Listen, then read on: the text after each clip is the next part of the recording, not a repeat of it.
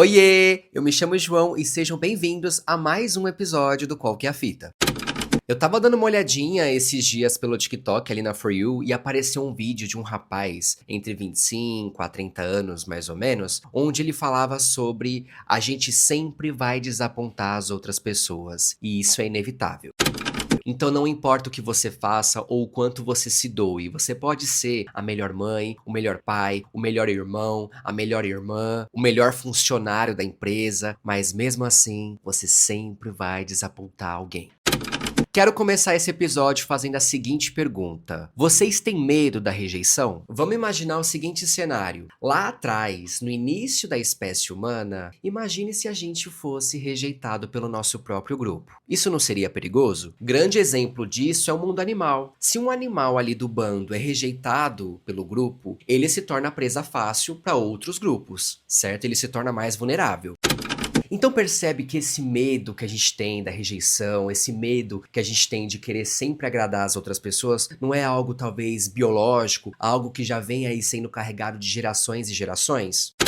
Eu lembro que quando eu comecei a participar de processos seletivos, né, os entrevistadores perguntavam sempre pra gente qual que era o nosso maior defeito. E muitas pessoas respondiam que era perfeccionismo. E você aí que tá me ouvindo, sabe me responder o que seria perfeccionismo?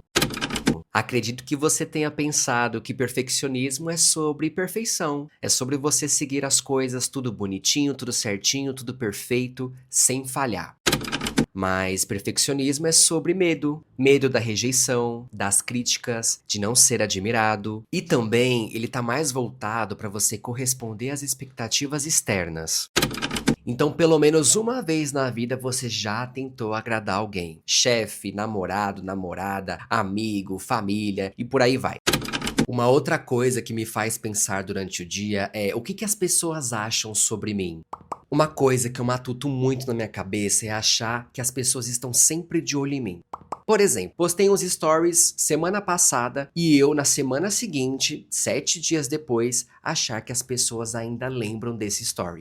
Outra situação que aconteceu comigo há muitos anos atrás, quando eu era CLT, que eu acordava cedo, né, pegava ônibus cheio, foi uma vez que eu acordei atrasado, vesti a camiseta do trabalho do avesso e fui pegar o transporte público. E eu só fui me ligar que a camiseta estava do avesso quando eu já estava na empresa. Então, eu passei pelo transporte público, o ônibus, o metrô, andei pela rua, cheguei na empresa, dei bom dia pra galera que eu vi ali, sentei na mesa e aí que eu percebi que a camiseta estava do avesso. E depois de alguns anos pra frente, eu, João, me deito na cama pra dormir e lembro dessa situação e fico me perguntando: nossa, mas as pessoas do meu trabalho, as pessoas do ônibus, as pessoas da rua, será que lembram da camiseta do avesso? Ai, que vergonha. Gente, as pessoas não lembram, elas não se importam, não lembram nem de todas as refeições que fizeram na semana passada. Agora voltando sobre desapontar pessoas. Quantas vezes você já disse sim querendo dizer não? Eu, por exemplo, tenho um grande problema até hoje. Eu sou conhecido como João Sim pra tudo. Então eu sou sim pra amigos, sim pra família, sim pra namorado, sim pra trabalho. E olha só que engraçado, eu digo sim pra tudo, pra todas essas áreas que eu comentei pra vocês. Só que essas áreas dizem não pra mim. E eu tenho um lado tóxico muito feio e também muito imaturo, tá? Que quando recebo o não dessas áreas que eu disse sim, eu me frustro, eu fico com raiva e eu começo a me perguntar: nossa, mas por que que eu falo sempre sim para essas pessoas e elas falam não com uma facilidade e sem culpa? As pessoas, elas vão aceitar coisas que são importantes para elas e que fazem sentido também. Logo, elas não se importam com o que as pessoas vão pensar. E por que que eu me importo? Por que que isso tem um peso muito grande para mim? Porque eu, João, acho que as pessoas também têm que dizer sim para tudo. E olha só que pensamento egoísta. Por que que eu, João, não posso desapontar as pessoas e elas podem me desapontar?